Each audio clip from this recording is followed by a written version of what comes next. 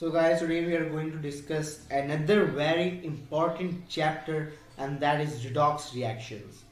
तो भाई redox reaction मैं कहूँ कि इतना important है तो मैं आपको बता नहीं सकता और है बेसिकली ये थोड़ा सा टेक्निकल है लेकिन अगर आप अपनी attention पे करें तो ये हो सकता है. Okay, so let's start the lecture without wasting our time.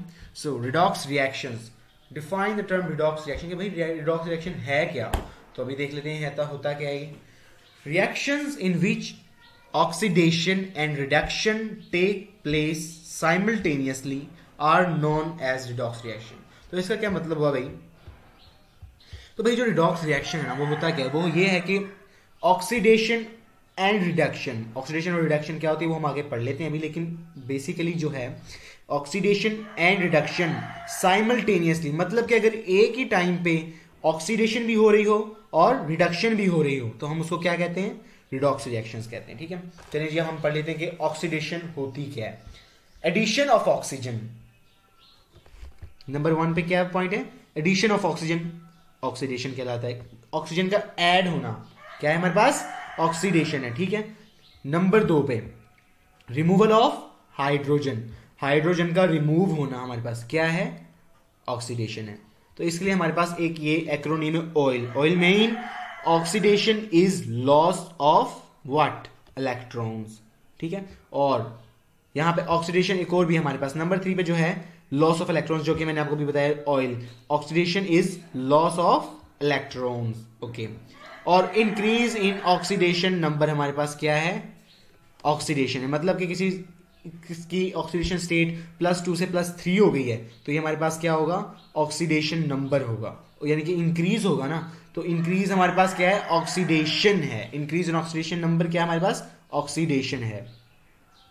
चलिए भैया हम इसकी एग्जांपल्स भी देख लेते हैं. देखें यहाँ पे C+O2, यहाँ पे खाली कार्बन है और यहाँ पे O2 है. तो देखें रिएक्टेंट्स में कार्बन और ऑक्सीजन है लेकिन वो कंबाइन नहीं है. तो यहाँ पे देखिए प्रोडक्ट्स के अंदर CO2 क्या हो गए, कंबाइन हो गए हैं. तो यहाँ पे ऑक्सीजन ऐड हुआ है तो इसलिए हमारे पास क्या है, ऑक्सीडेशन. रिमूवल ऑफ हाइड्रोजन देख लें, यहाँ पे C2H6 है, यहाँ पे H6 है. तो यहाँ पे देख लें आगे H4 हो गए हैं और 2 हमारे पास रिमूव हो गए हैं as a in the form of gas. तो हमारे पास क्या हुआ है, ऑक्सीडेशन हुई क्योंकि हाइड्रोजन रिमूव हुआ है. नंबर यहाँ पे देख लें, Ca goes to Ca2 positive. 2 positive का मतलब इसने 2 इलेक्ट्रॉन्स लूज किए हैं, किसी को दे दिए हैं. तो यहाँ पे इलेक्ट्रॉन्स लूज हुए, कम हुए, तो यहाँ पे हमारे पास क्या है, ऑक्सीडेशन हुई. ठीक है, आगे देख लेते हैं. रिडक्शन, रिमूवल ऑफ ऑक्सीजन, बिल्कुल इसके उल्टा है. ये जो ऑक्सीडेशन के पॉइंट है बिल्कुल उसके ऑपोजिट जो है वो हमारे पास क्या है, रिडक्शन के. देखें यहाँ पे ऑक्सीडेशन हो रही थी एडिशन के साथ, यहाँ पे रिडक्शन हो रही है रिमूवल के साथ. रिमूवल ऑफ ऑक्सीजन, चलिए जी देख लें. Cu कॉपर टू ऑक्साइड है +H2 गोज टू क्या, देखें कॉपर, ऑक्सीजन रिमूव हो गया, रिडक्शन होगी. आगे एडिशन ऑफ हाइड्रोजन देख लेते हैं. CH2 है, क्या है, CH2 और CH2 + H2, ये हमारे पास बेसिकली ऑर्गेनिक केमिस्ट्री से लिया हुआ ये कंपाउंड. तो देख लें CH3 और CH3 हो गया, एडिशन ऑफ हाइड्रोजन हुई है. ठीक है, H2 + Cl2 यहाँ पे देख लें ये दोनों ऐड हो गए हैं, एडिशन हो गई है किसकी, हाइड्रोजन की, तो रिडक्शन है. ठीक है, रिग का मतलब reduction is gain of what, electrons. यहाँ पे देखिए F2 पॉजिटिव है मतलब इसके अभी इधर इसका मतलब है कि इसने 2 इलेक्ट्रॉन्स दिए हुए किसी को. तो +2 इलेक्ट्रॉन्स, देखें चार्ज रिमूव हो गया है तो इसके पास सारे इलेक्ट्रॉन्स आ गए, मतलब गेन हुए इलेक्ट्रॉन्स. तो ये क्या है हमारे पास, रिडक्शन है. और decrease in oxidation state number is also reduction. चलिए जी आगे हम देख लेते हैं. ऑक्सीडाइजिंग एजेंट्स, भाई ये जितना मैं कहूँ कि इंपॉर्टेंट है उतना ही अच्छा है क्योंकि बहुत ही इंपॉर्टेंट है. Oxidising agent, it is a substance which oxidises the other substance and is reduced itself. मतलब कि भाई ऑक्सीडाइजिंग एजेंट वो है कि वो दूसरों को तो ऑक्सीडाइज कर देता है. किस तरह ऑक्सीडाइज करता है, वो इस तरीके से ऑक्सीडाइज करता है, या तो उसके अंदर एडिशन ऑफ ऑक्सीजन करवा देता है, रिमूवल ऑफ हाइड्रोजन करवा देता है, इलेक्ट्रॉन्स लॉस करवा देता है, या इंक्रीज इन ऑक्सीडेशन नंबर कर देता है. इन तरीके से ऑक्सीडाइज करता है किसी दूसरे सब्सटेंस को और खुद रिड्यूस हो जाता है. तो ऑक्सीडाइजिंग एजेंट हमारे पास क्या है, sulphuric acid, CO2, potassium manganate, acidified K2Cr2O7 और ऑक्सीजन नॉन मेटल्स. ओके, ये हमारे पास क्या है, ऑक्सीडाइजिंग एजेंट्स हैं. चलिए जी यहाँ पे देख लेते हैं. यहाँ पे हमारे पास जो हेडिंग वो है रिड्यूसिंग एजेंट्स की, ये हमारे पास क्या है, रिड्यूसिंग एजेंट्स, क्या है, reducing agents. Okay, it is a substance which reduces the other substance and is oxidise itself. तो देखें जी, मतलब ये इसका ये है कि ये रिड्यूस कर देता है किसी दूसरे को। रिड्यूस कैसे करता है, इनमें से कोई फॉर्म होगी, या तो उसके अंदर रिमूवल ऑफ ऑक्सीजन होगा, एडिशन ऑफ हाइड्रोजन हो सकती है, उसके अंदर गेन ऑफ इलेक्ट्रॉन्स हो जाए, या ऑक्सीडेशन नंबर डिक्रीज कर जाए। तो ये किसी दूसरे सब्सटेंस के अंदर ये कंडीशंस ला सकता है और खुद ऑक्सीडाइज हो जाता है। ओके, तो एग्जांपल्स हमारे पास क्या है, potassium iodide, CO, H2, SO2, C, Fe2SO4 और FeCl2 मेटल्स और मेटल्स। ठीक है, तो सबसे अच्छा तो हमारे पास नॉन रिड्यू क्या कहते हैं वो रिड्यूसिंग एजेंट है, वो है हमारे पास कार्बन मोनोऑक्साइड। ओके, आगे देखिए जी, rules for assigning the oxidation states. चलिए जी, अब ये सबसे इंपॉर्टेंट, मैं कहूँ कि सबसे इंपॉर्टेंट पूरे लेक्चर के अंदर, इस पूरे चैप्टर के अंदर यही है। तो oxidation of number of elements in their uncombined state is 0।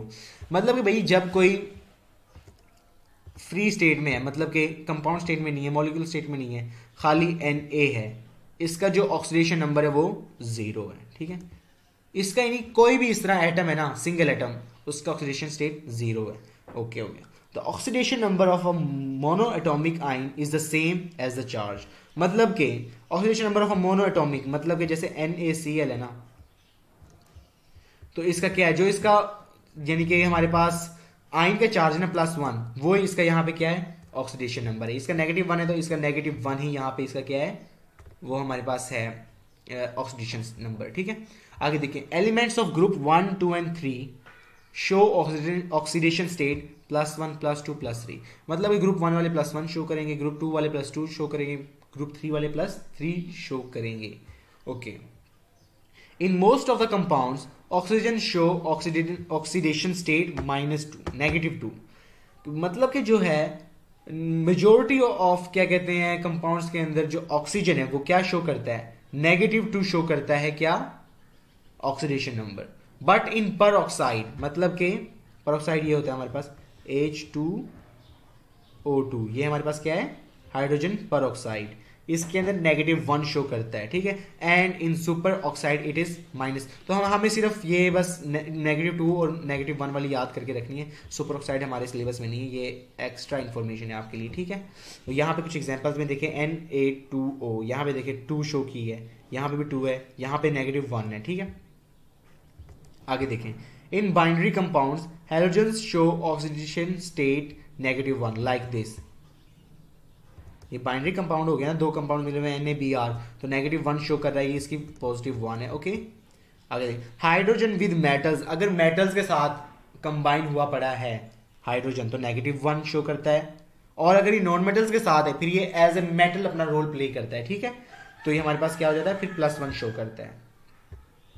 Okay हो गया, आगे देखिए जी, sum of oxidation number is in a compound is 0। Okay, ये हमें याद करके रखना है कि जो sum of oxidation number in a compound होता है वो ऑलवेज इक्वल टू 0 होता है।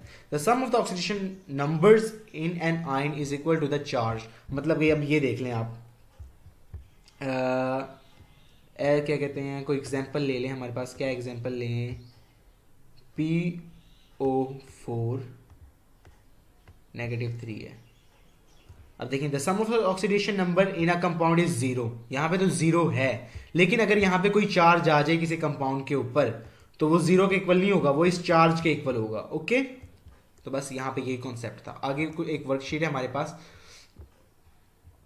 ये देख लेते हैं। ठीक है, ये काफ़ी इंपॉर्टेंट है, तो इसके अंदर मैंने आपके लिए ये सॉल्व कर दिए। ठीक है, तो जो हमने ऊपर पढ़ा है बेसिकली वही कॉन्सेप्ट इसके अंदर अप्लाई हो रहे हैं, तो इसको एज ए प्रैक्टिस आप कीजिए, और जो कोई समझ ना आए वो आप मुझसे पूछ लें। और मैं आपको एक हिंट इधर दे देता हूँ कि वो आपसे पूछेगा ना कि MCQ के अंदर के कौन सा रिएक्शन रिडॉक्स रिएक्शन है, तो जिसके अंदर, जिस रिएक्शन के अंदर भी एक सिंगल एटम प्रेजेंट होगा ना, इस तरह करके एक सिंगल एटम, वो ऑलवेज रिडॉक्स रिएक्शन होगा। ठीक है, जिस तरह अब ये रिडॉक्स रिएक्शन नहीं है, क्योंकि इसके अंदर कोई भी एक सिंगल एटम नहीं है, ठीक है ना, ये है क्योंकि इसके अंदर भी कोई सिंगल एटम नहीं है। इसके अंदर देखें Br भी है और I भी है, और ये शर्त नहीं है कि रिएक्टेंट साइड पे एक एटम होना चाहिए, किसी भी साइड पे हो सकता है सिंगल एटम, वो रिएक्टेंट साइड पे हो प्रोडक्ट साइड पे, लेकिन पूरे रिएक्शन के अंदर एक होना चाहिए, और वो रिएक्शन क्या होगा हमारे पास, रिडॉक्स रिएक्शन होगा। तो आज के लेक्चर में सिर्फ इतना ही। तो हम अब यानी कि ये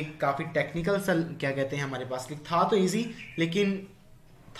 इजी लेकिन अब ये थोड़ा टेक्निकल था, और कोई आपको अगर आप अपनी अटेंशन पे करें, यानी कि आप इसको ज़रा दिल लगा कर इसको समझे, तो या इजी है, कोई इतना कोई ज़्यादा मुश्किल भी नहीं है, ठीक है। तो होप आपको ये समझ आ गया होगा, और मिलते हैं फिर नेक्स्ट लेक्चर में।